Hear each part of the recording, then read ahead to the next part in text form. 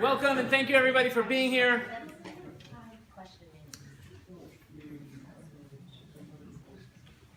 The Bibles, Bonnie and Clyde, scholarships, Simon and Garfunkel, literature's Lucy and Ethel, Torah's Tom and Jerry, the Masoretic Mickey and Minnie, Judaism's Jerry and Ben.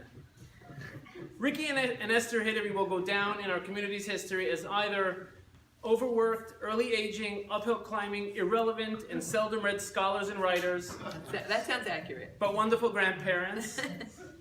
Or as a powerhouse, an institution of our community's early 21st century, who slowly, deliberately, one step at a time, and with hard work, diligence, commitment, and conscientiousness, lived to better themselves through meticulous and unforgiving study, and to help mold a generation of thinkers, open minds, human beings, and lovers of Judaism. We're talking about a commanding duo with an incredible set of combined credentials, a PhD, 3 masters, dozens of papers and articles, books to follow, a half dozen prestigious teaching stints, and now a rabbinical leadership position and a yeshiva principal job. These are 2 people who put their substance where their speeches are, and they'll never waste your time, and they'll always give generously of themselves. Their time, and as generously from their deep, deep wells of knowledge and awareness. All this, but I think what will make Ricky and Esther a phenomenon and a fixture in the annals of our community's future is their human beingness. Ricky and Esther have never been in this for the glory or ego. They're incredibly entertaining, even self-effacing. Okay, maybe not Ricky. They're honest, they have academic integrity, they approach text with humility and audacity. They're people we want to call our friends. And what better teachers to have and leaders to follow than people that we want to call our friends? Dr. Hassan, in his own right, is, well, Ronnie. Ronnie's perseverance, also with a smile but never frivolous, is remarkable. Also an honest and vocal member of several boards and never shy about what he thinks is right and that he thinks it's right. He's a real pleasure to have here tonight for a spirited conversation. With that, I welcome Dr. Ronnie Hassan. Welcome to TFCBJ headquarters, Ronnie. And I welcome Rabbi Hidary and her husband, Ricky. As for tonight's plan, we'll start with Esther's talk. We'll hold off on Q&A until and hopefully we'll have people write their questions down for later. I have index cards and pens over there. Because at 8:45, with no break, I'd love to jump into Rabbi Hidary's presentation, and we do have source sheets, which I'll bring to you in between the talks. And then at 9:30, we'll invite both speakers onto the stage to field questions prepared by Dr. Hassan, as well as questions from the audience, and we'll do that for about 30 or 40 minutes. I just want to say thank you to our board and our staff, especially Sally Hebrew, who sets this place up and really runs the synagogue, our rabbis here at Beth Torah. Thank you, Victor Dweck, for helping out with the audio-visual. Thank you to all the speakers at this week's conference, and thank you for taking the time to come out and participate. I want to thank our generous sponsors who have made this program possible, and of course, a friend of ours in the synagogue, Charles Mizrahi, who's not here but has helped in so many ways on this project. Thank you again for being here. With no further ado, please give your attention to Esther. Hey guys. I think that was better than anything I'm going to say, so lower expectations. I'll start with this anecdote, which is my going to shul anecdote, which is I go to all different shuls in the community and I say, I need a Tanakh, and it's like a scrambling situation. A Tanakh. I think we could find the Chamish everywhere. There's a Chamish Torah we could find anywhere, but we have to like sort of look through the cobwebs in the back closet, and we find a Tanakh, right? A full Tanakh. And I'm sure that's not the case of Beth Torah or in Sephardic. Of course, we have many. But this is a story I tell a lot because it happens a lot. And what we're going to talk about for a little bit, and I will be brief, and I'm going first because my husband is currently speaking at a wedding, and then he's coming here. But, you know, one of the things I like to talk about is what's going on with our study of Tanakh, with our study of the central text of Judaism, and in the phraseology of this, wonderful series that Beth Torah and Jeffrey have put together. Is it relevant? So I don't know anybody who would say, any Jew, really committed Jew, who would say the words, no, the Tanakh is no longer relevant. That's nobody's going around talking that way, right? No, okay. That said, I do think that the study of Torah, direct to the study of Tanakh itself and Torah, is very much under threat. Anecdote, okay? I gave a talk 2 Shabbatot ago on Saturday, and it was right after Sefer Torah, and we had like a little class after the minyan, and we're all sitting around. There's 30 young adults in the room, 40 young adults in the room, and I asked them this question. I said, what popped out at you when we were reading, it was Parashat Shoftim at the time. I said, what jumped out at you about Parashat Shoftim? What did you notice? There's like a theme that recurs so many times throughout the Parashah. Nobody answered. I said, so did anybody notice that, there's a lot to do with war and murder and death and dying? And everybody's sort of looking at me blankly. Finally, somebody raises their hand and he says, yes, I did notice. It came up 4 times. I said, wait. Weren't you the Baal Koreh? He's like, yeah. It's a true story. Was anybody there? Were you there? True story, yeah. And I said, listen, guys, I told them this was not a confusing moment for me. I wasn't surprised at all. Because what do we do in shul when we're listening? Like, very few people are listening carefully. And I'm sorry, everybody here is like, it's not true, Esther. I listen to every word. I wish I was in that audience. But people are, like somebody's reading Sefer Torah, we're sort of scanning the words a little bit and we're listening a bit, but we're not reading it very carefully, which is fascinating because the whole reason we're really supposed to be there together on Shabbat is to hear those words and to listen to the words of the Torah. And it's become so rote for us at this point, right? The words of the Torah, we've heard them so many times. They're such a given for us at this point. They're just there. They're part of our cultural heritage. They're part of what we know. They're just sort of floating around us. We think it's awesome, but we don't look at them too carefully. That we've gotten to a place where we really take it for granted. And we no longer feel that intimate, deep connection with the text that I think is necessary. What's fascinating is that the places I find that people are most engaged with me, and by places I mean the students who are the most deeply committed to the study of Tanakh, of the text, of looking at the words, are a group of students that I have encountered in the last couple of years, and they are all members of the Jewish community who have been completely disenfranchised. Their parents sent them to public school. They barely even know they were Jewish. They sort of had a bar mitzvah maybe, or a bat mitzvah here or there, but that was about it. And no connection to it before or since. And they would come to class and we would open up the Torah and we would read the words. And they would say, wow, that's amazing. That was really amazing. And I say, I know. It's like amazing things in this book. Like, yeah, but no, I never heard it before. And then they would say, but I'm so insecure, I can't have any opinion about it because I'm just starting out. And I said, actually, you're in the best position of all because you are coming at it with completely fresh eyes. And the way you're reading it is with such innocence, right? It's so untainted that you're probably going to perceive things in the text that people who have been raised with it day in and day out have never looked at or ever seen. And that's proven to be true over the past couple of years. And I've had a lot of great success stories with them. And we could talk about that later. They've found a spiritual home in Judaism. We'll come back to that in a minute. So I wanted to talk for a few minutes about what's going wrong, what's going right, and what we could do. And I wrote little notes.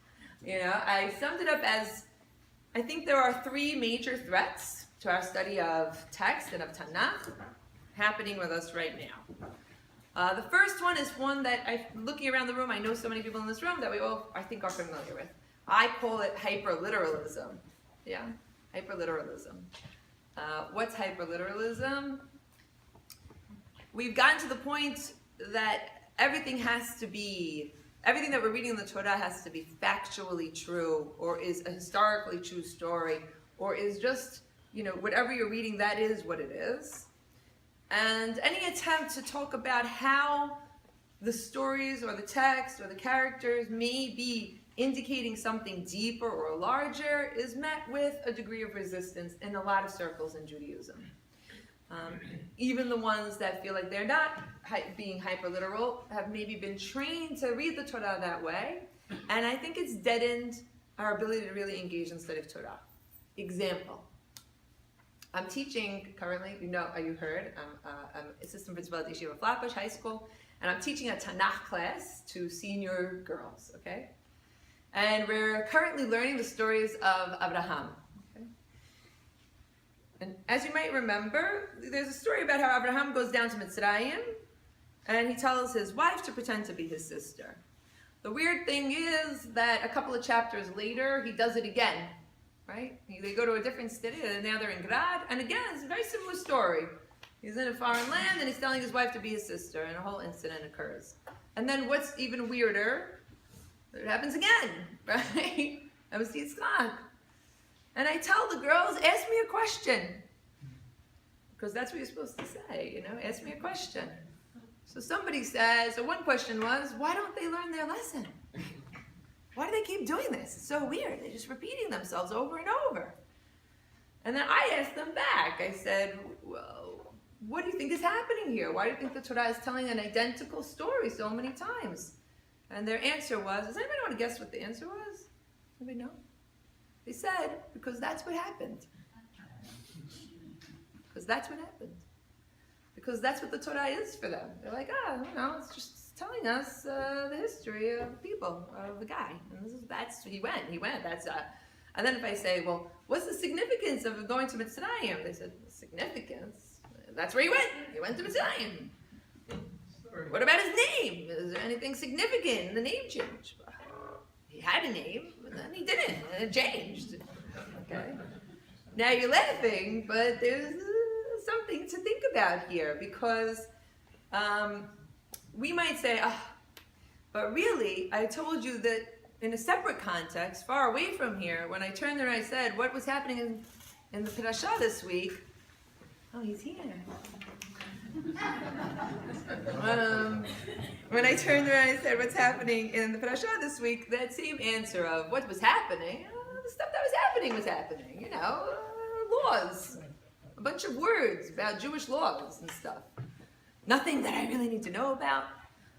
And this is, I think, all an evolution of this hyper-literalism that I talk about.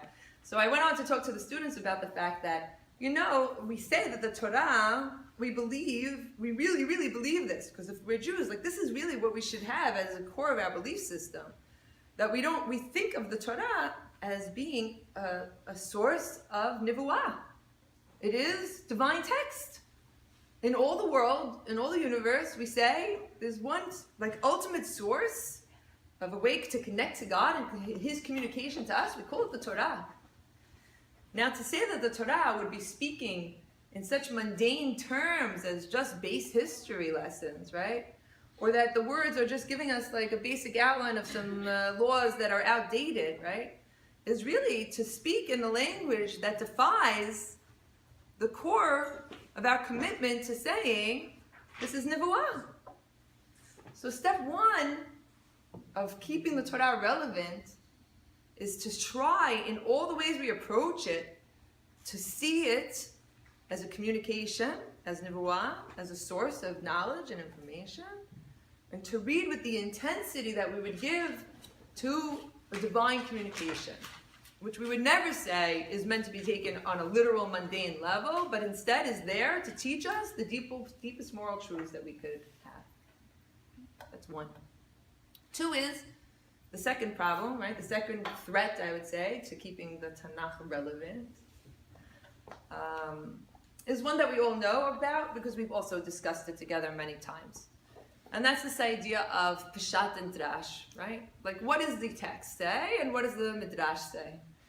And how to create a distinction in our minds between those two things. And a lot of people have been working on this, so it's not a new piece of information.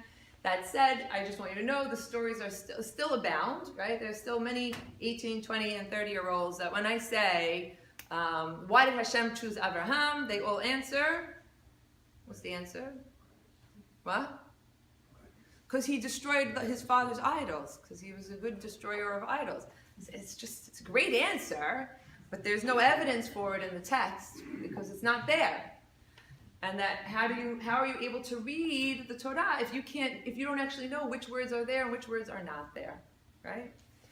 I actually just taught that midrash, and one of the interesting, so you don't have a Tanakh in front of you, but one of the interesting things that I like to show people is not just how the Torah works, which is on this non-literal level, right, and that it's trying to say these deep truths, but also how the midrash works. Because the same thing that we did to the text of the Torah, we are also, and we continue to do to the text of our midrashim, which is that we don't see them truly as a source of information, knowledge, and inspiration. And because we don't, they are losing their power over us. They are losing their true power over us. And that midrash about the way Abraham destroys his father's idols, when read carefully, is really a description of the search for any human soul for significance in the world. And the way I described it to my students is that I said, that Moshe is the first that Abraham was the first atheist, right, of his day. Right? He said he went around destroying all the gods. He said all these gods are nonsense, and he destroyed all the gods, and that's how the rabbis describe him. The idea that they don't to understand that Abraham was somebody who was an iconoclast, right? A destroyer of icons. He destroyed everything that people believed in. And he changed the system of reality. And he thought differently about the world. And what he arrived at is, there's something larger. And the new lesson is, let's stop calling it God, because it sounds like an idol at this point. And let's call it HaKadosh Baruch Hu. Let's call it the idea of the divine and the holy in the world.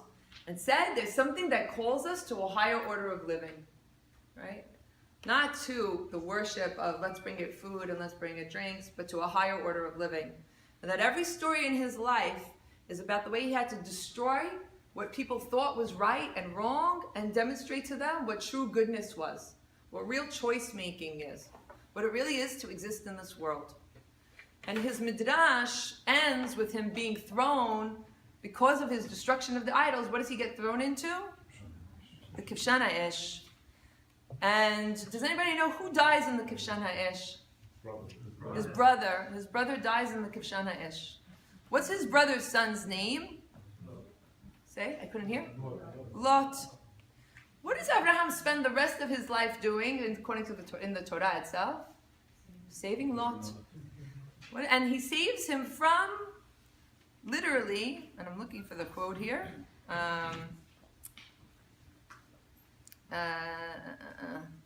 Let's see if I can find it. He saves him from the Kivshan HaEsh. And that's something that I find that most people don't realize. That when Sodom is being destroyed, Abraham stands and is looking over at it, and he sees that the city is smoking like the smoke, right? That's not Kivshan. It's Kivshan, right? It's smoking like the Kivshan.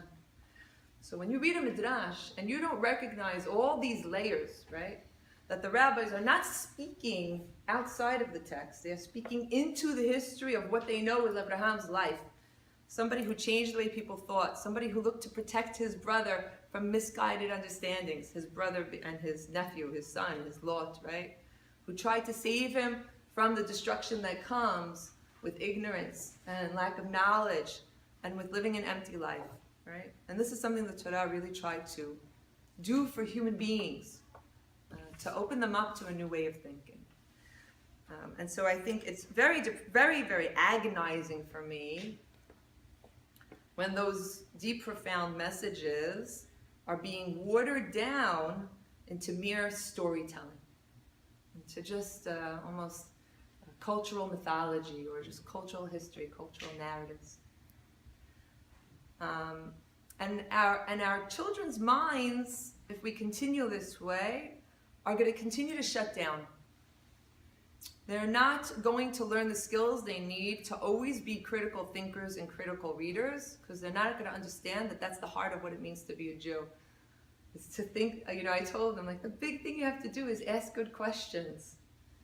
You have to really demand of this world answers to your hard questions, and to believe that the Torah is a place where you could find those answers.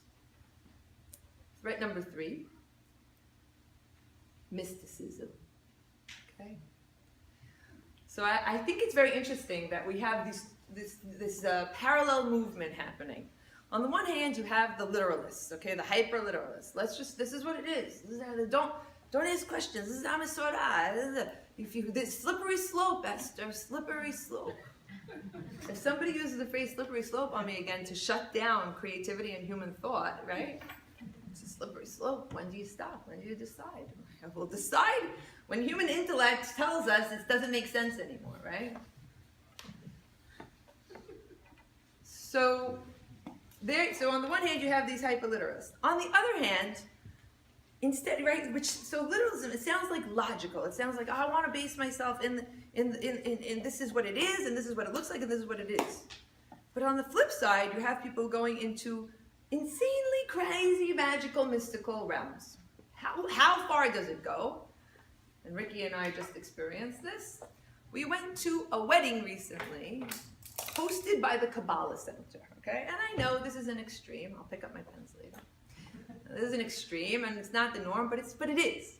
So at the Kabbalah Center, on the front of their Tanakh, there's a true story. It's a real thing. It says on the front of a Torah, it says, "Technology for the soul, TM," trademarked. True story. They trademarked the Torah, and I was like, dude, that's like me taking Moby Dick and being like, illustrated by me, because I made a whale in the corner, right?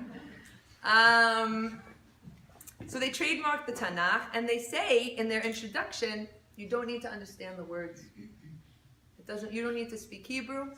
Just scan the words of the Torah, because they're holy. Because this book is mystical.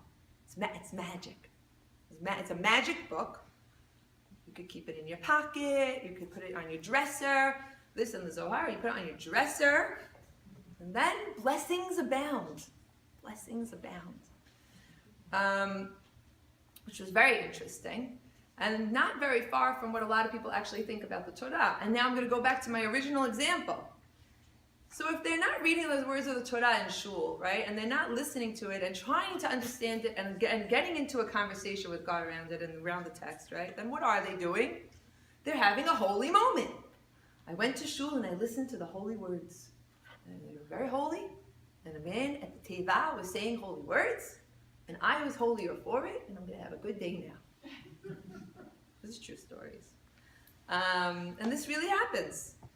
So, and this is also very dangerous for the Torah, because people say, I live 2,000 years later of the great I can't talk about it. It is this pure and holy creation that I can't really interact with and engage with, and it's enough that I just hear the words and hear them from afar.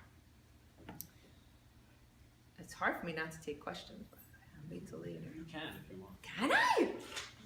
It's a Q&A session. So, in response to the mysticism and the magic, what I've worked very hard on with all of my classes and with my whole life is to talk to people about the difference between fake magic and real magic. And anybody who's been to my class has heard me say those words. And I say words like, let's talk about what real magic is. Real magic is living a life that is decent, that is built on the principles of the Torah, understanding what Abraham was all about, which is that he runs to save his nephew when he can, and he prays for other human beings, and he looks inside of himself, and he tries to be a better person all the time.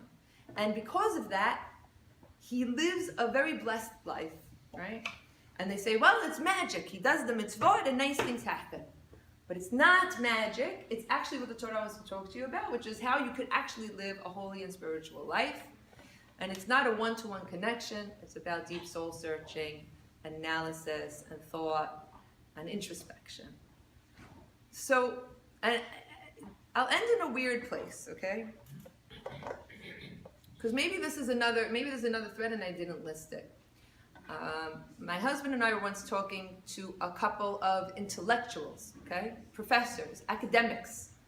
And their degree was in Bible, Okay, a degree in Bible and a degree in Jewish history, same thing, right? They have degrees. They were smart.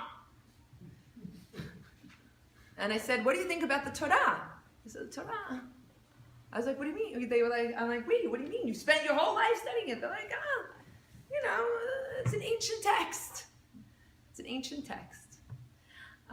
So on the one hand, we were talking about people that, when I was describing them, maybe you were thinking, well, they're not so smart, or it's like an ignorant, mysticism, magic, they don't analyze it enough. And then I want to say, but on the other hand, you also have the uber intellectualism, right? The ones who look at it and they say, well, I've decoded it, I broke it down into parts, and it's ancient and it's messy and it's not all there. And I like to use what Rambam says. Maimonides talks about midrash. He says there's three categories of people and their appreciation of how they approach midrash. On the one hand, there are people who say you have to understand it all literally. There's a real story. There's a real story. Group number two is the group who says it's all silly and it's all nonsense. It's all ancient stories that we don't need to listen to anymore. And he talks about group number three. He says group number three says it's neither. It's a profound message that we have to pay close attention to in order to live a better life. And I can't say it better than that. If all of us sitting here could try to think about this idea of moving away from being in group 1 and 2, of the simplistic view and of the dismissive skeptical view, and try to enter into number 3, and to say, when I'm sitting in shul on Saturday and they're reading from the Torah, maybe this is a moment for me to experience something truly extraordinary. And it is open to me and it is available to me. And we are smart and we are capable and we can have a new relationship in every generation. And we must train our children to have that relationship with the text, because it truly is the center of what it means to be a Jew. It's the center of all our messages, and we can't let it become irrelevant. I'll end there, and I'll let my husband take over, and we'll do a long Q&A later, yeah? Write down your questions, and I'll come back to you. Thank you very much.